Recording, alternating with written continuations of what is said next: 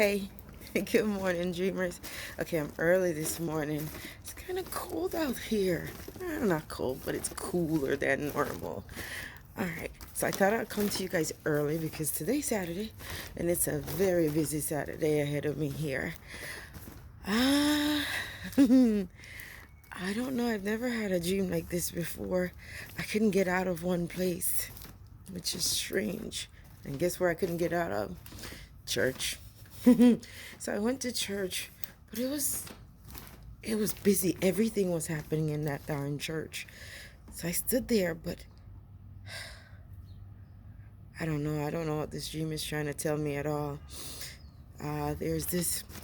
We walk in, but it's me and my daughter. We walk into the church.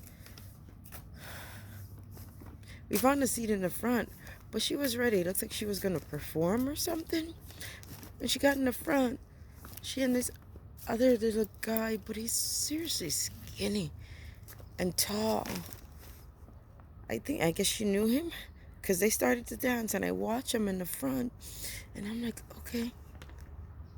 But the rest of the church couldn't be bothered that they were dancing in the front of the church, which was kind of strange because when you get to church, somebody step in the front and everybody has to see what's going on. But no one wasn't looking at them. They weren't paying attention. And then I lost interest in it. Not that they weren't dancing well, it's just that so much other stuff was going on and I need to know what happened in church. Nosy people in church. Anywho, so I moved away from watching my daughter and this little boy dance, and I went to the side. But by the time I got to the side, like I was trying to get out, and I said, "This." I saw this group of men, like how older men used to be, playing dominoes under a tree or somewhere. I don't know. I'm from the islands; they play dominoes a lot.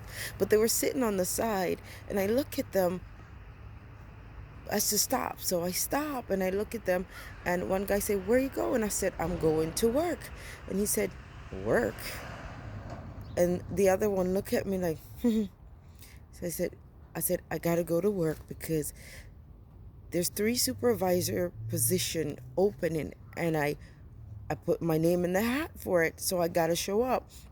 And one said, "You don't get it yet, don't you?" And one of them hold my hand, and he'd hold my hand, look at me, and look at the other one, and he's like, "I wish I could tell her." And the other one looked at me and he said, "You know you're not gonna get it because you just know you're not gonna get it because you're going against the grain." I was like, "Pfft," and I pulled my hand and I walked away.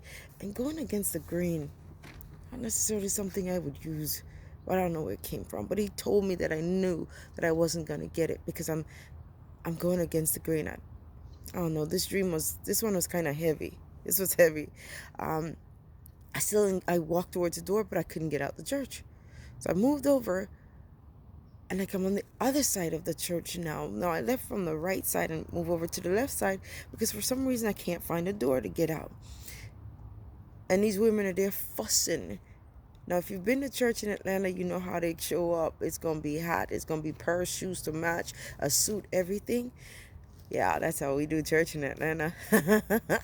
Anywho, but these are the older women because the younger folks now, you go on jeans, t-shirt, and you're good. But they're fussing because apparently one of them showed up in red and she didn't even have a hat. So I'm just listening to them. But the more I listen, it sounds like somebody died. So why would she wear red?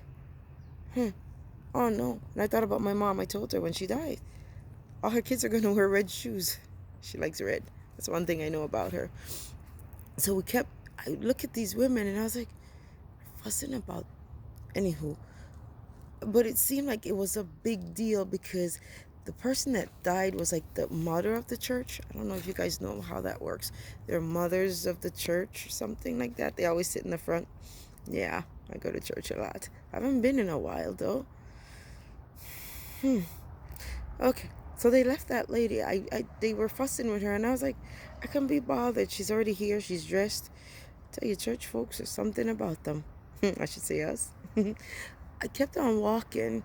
I wanted to find a door on the left side. I couldn't find the door.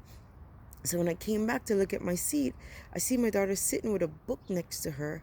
It's a white book. I think I know what the book is because I have that book. But she just have it next to her, not to pay any attention to it, but just next to her, which was okay. So I looked over and I see a bunch of kids. Now I looked up, the church is crowded, but it's with youths. And they seemed like they were frazzled, but as soon as they saw me, like there was a calm as to hide something or to cover something. I didn't know, but I could feel it. I could feel that something wasn't right. As soon as I realized that, the place was swarmed. All this is still in this church I can't get out of. It swarmed with cops, and they came in like from the doors I couldn't find. And all they did was like, they froze. The entire church froze. Nobody did nothing.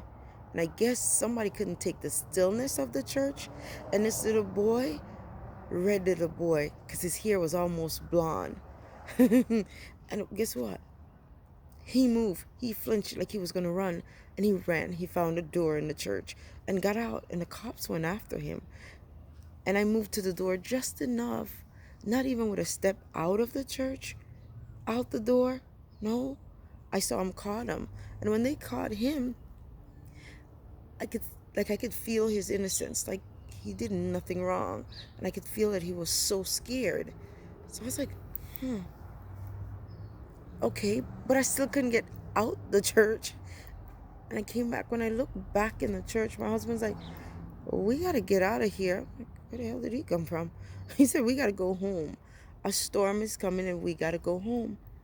And I woke up. Guys, I don't know what the hell that was, but I was stuck in the church all night. All night. Nobody was preaching and everything else was happening in that church. Now, I don't know. The reason I started to do this is because I dream a lot. And there's always a message behind something. As simple as they may seem, there's a message behind something. And one thing I want you to know about me, I don't watch the news. I don't have enough mental capacity to watch the news, because for me it's just extra entertainment. I don't know what these journalists are gonna do. All these people in college right now for journalism. I hope it changes. But yeah, I can't watch the news. But there's something about this dream that's heavy, and I may one day have to refer back to it and say, damn guys, that was that church. Anywho, dream on dreamers. I'll see y'all tomorrow.